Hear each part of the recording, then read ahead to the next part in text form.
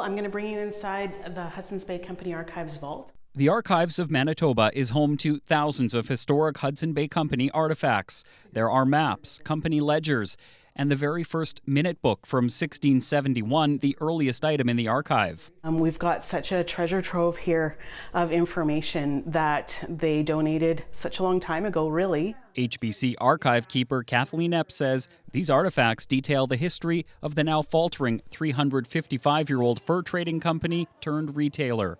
The artifacts here also document the foundational history of Manitoba and Canada, but now there are questions and concerns about what will happen to 1,700 pieces of art and 2,700 artifacts that remain in HBC's possession. When I think about, the artifacts or the sacred items that, are in storage at HBC, it needs to be returned to First Nations people.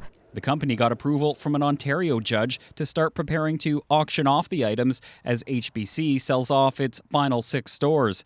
Assembly of Manitoba Chiefs Grand Chief Kyra Wilson is calling for any sale or transfer of items with links to First Nations to be stopped, and Wilson wants a list of the items made public.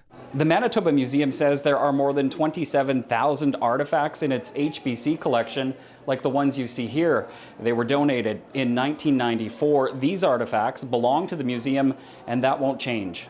One of the artifacts that could go up for auction is the company's original charter from 1670. It is at HBC headquarters in Toronto. There's a replica at the Manitoba Museum in Winnipeg. The museum says the original charter is an important piece of Canadian history, and it hopes the real one will remain accessible to the public in some way.